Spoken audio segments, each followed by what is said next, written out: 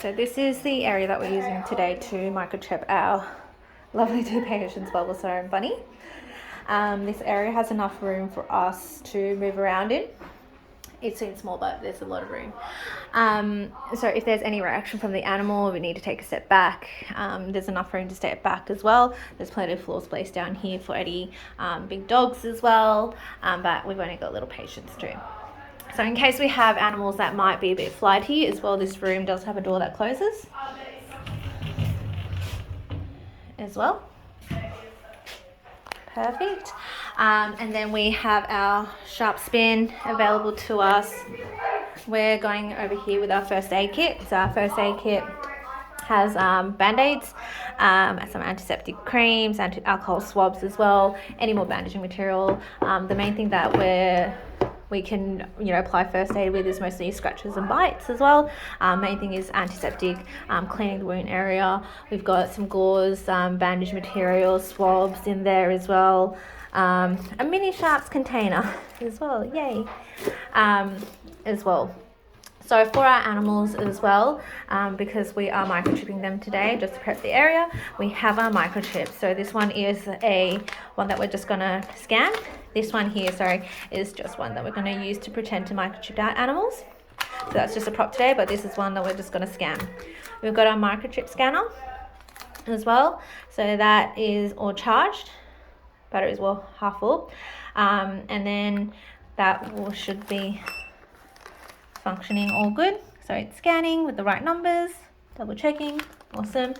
We've got our metho swabs and some dry swabs. So our dry swabs we're going to use to hold the bleeding area off, because if we use metho swabs it can sting.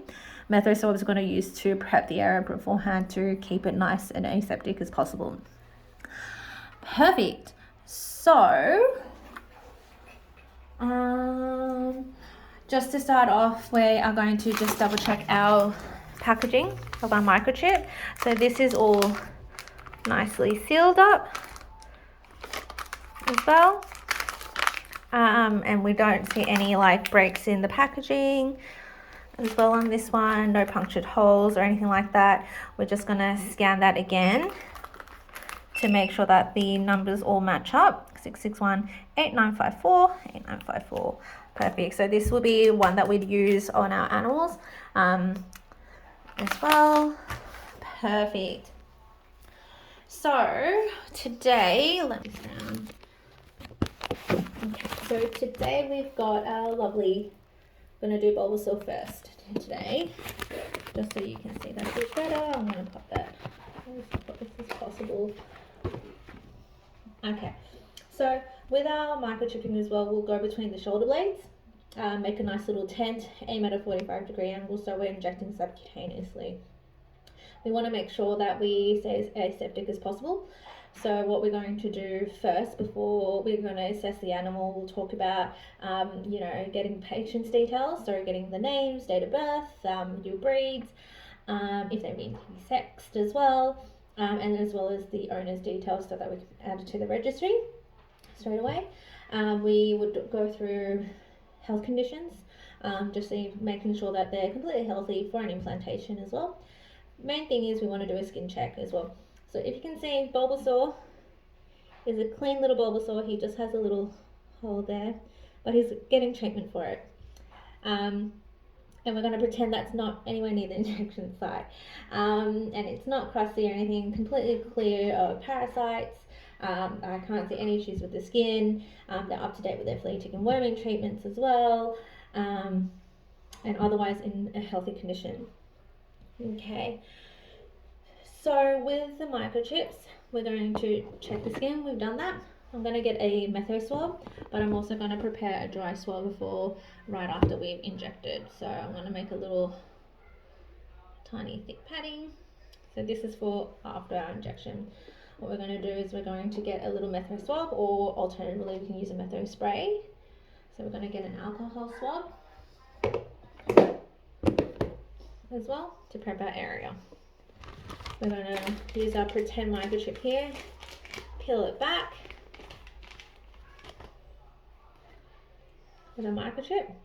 Usually there's a little tab here as well. We'll take that off. making sure that we stay as aseptic as possible. So once we pull that off, we're not going to touch the needle to stay as aseptic as possible.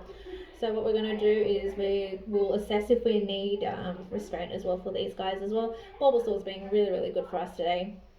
So what we're going to do is we're going to go ahead.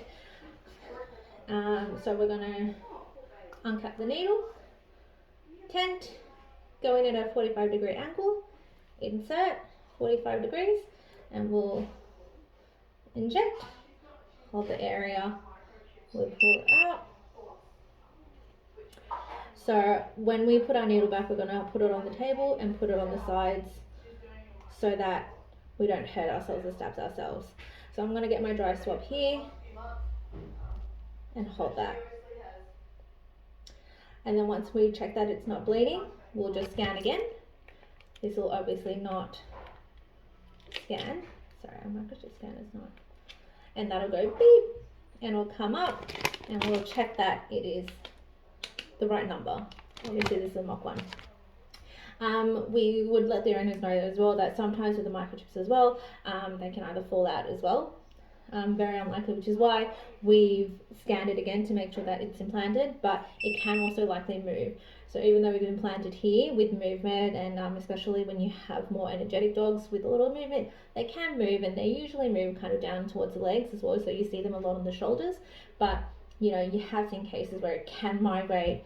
Some people have found it in the back thigh as well. Some found it on, you know, on the chest. So they can move. So it's just a matter of making sure that when we do scan for a microchip, that we are scanning the entire back, the front kind of area, as well as the back as well.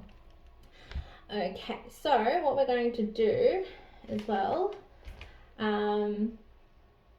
after we've done that, what we will do is to completely clean our area. So we'll remove this cap. Sorry. So this microchip, everyone's different, but this one twists off. So it comes off completely. So this is a little plastic bit. This is our sharps. And then we're going to go to our sharp spin and we'll throw it in our sharp spin here. But we're going to use this for a second demonstration. Cool. So resetting our station, we're going to now do Bunny. Bunny, we're going to pretend is a dog that's four-legged with floppy ears. It's not going to be like a hound today.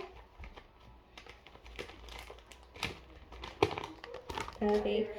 So once again, we're going to check Bunny for any issues on the skin as well. So we're going to make sure that Bunny is nice and clean, no signs of parasites and infections along the skin. Sometimes like hot spots can cause more of an irritation as well.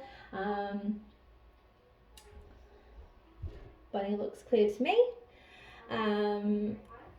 So what we're going to do is, once again, Bunny looks like we're having will be quite good for the injection, but once again, we never assume. We always prepare for the worst, and we can hold the Bunny down as well.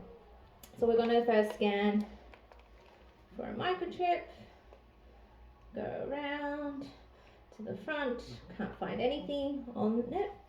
We'll scan our microchip that we're going to use. We're going to double check that the numbers are all correct on that one, which looks good. We are going to use our Methosol. I forgot to use our Methosol last time. And we're going to prepare the site as well. We'll prepare our microchip, take it out of the packaging as well. And once again, we're going to hold the skin up. Do it this way. Hold the skin up, go in at 45-degree angles. Oh, thick skin, Bunny. 45 degree, inject, and hold and pull it out. Once again, with our needle, we're going to go with a cap, go sideways, onwards, and hold that down so we don't stab ourselves. I'm going to use a swab to hold that to make sure that's not bleeding as well. I'm going to make sure it's not bleeding. Bunny looks good, Bunny looks healthy, Bunny looks happy as well. And then we're going to pretend to scan our microchip, and it'll go beep to say that the microchip is all in as well. With our area as well, Bunny looks happy, our patients look happy, they're not bleeding, they look good otherwise. So I'll just show you, take our needle off, and we're just gonna dispose of that.